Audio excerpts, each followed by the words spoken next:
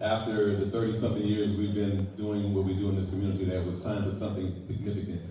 And we call it the Black Arts Legacy Foundation, Architects of the Renaissance. And we intend to raise a $25 million endowment for our community, for the artists, for the youth, for the elders, for those who are homeless, and et cetera, et cetera, et cetera. What do y'all think about that? All right, so I'll shut up. Mr. Trible, do you have any words you want to say? What did Malcolm X mean to you in your development? The one thing about Malcolm X is he was saying that he never trusted anybody that don't wear a watch, you know, and because if somebody does not wear a watch, then they're not really considerate of time, and especially your time, you know, and it means something, you know, because there's only so much time that we have on this earth, you know, so much time that we have in a day. And, you know, sometimes we think that we have so much time and we don't have to worry about it. I'm not that old, but then all of a sudden you turn around and it seems like all of a sudden now I'm 60 years old, I'm 65 years old. So time is something that's so precious. You know, it's so precious, and you gotta really use your time wisely, and don't take it for granted, because one day you will be old and you'll be too old to do what you said you wanted to do. And I think that's the impression that Malcolm made on me. I do believe that you know, one thing that we have to do as Black people, we always talk about that we need to work together, we need to come together, and all of that. But the one thing that I believe that we have to do is we have to be completely impeccable and true with our word. You know, whenever you know, because all we have is our word. And if you say something out of your mouth that you intend to do, you know, I can't stand it when somebody makes promises and then they come back and start giving me all kinds of excuses for why they were not able to do what they say that they were going to do.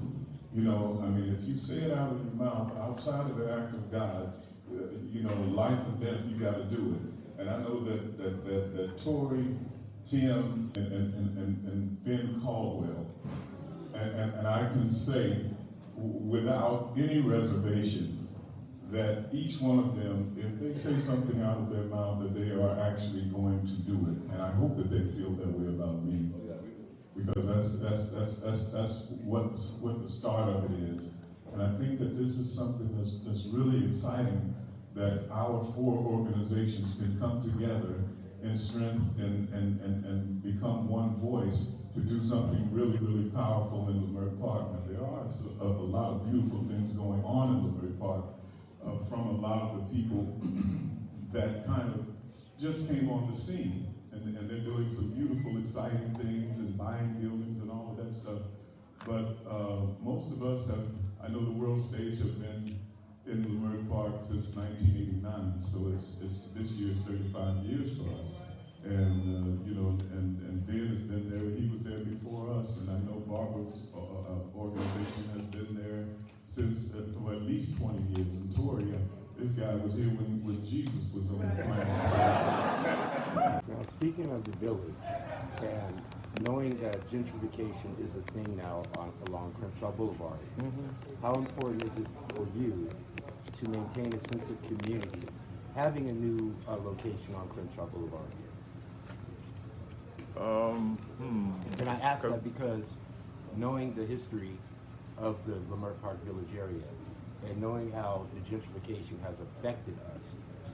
Yeah. You know, that's kind of a difficult question in a way, because when we think about gentrification, we think of it in terms of somebody coming in and taking over our community. You know, now the question is how did they come in, and how did they come in possession of our community or parts of our community? How did that happen when it was our community? How did it happen? So I think that we have to take some responsibility for how we allowed that to happen, how we were, again, thinking about maybe this guy's going to give me a better price than anybody else has given me for this. and I think I want the money. I want the money. So rather than thinking about, but if I sell this to this guy, then that'll be another person that will be in a sort of other kind of master plan to take over this community. So what you have to weigh it a little bit and think about the consequences of what you're doing is the little money that you might get that's a little more than what the other people have offered, the people in your community, the black people have offered you. Is it going to really be worth it for the community when you make that move and sell that property to those people? So it's kind of like a two-way street, and we have to we have to take responsibility that it can't happen unless we are contribute to it happening.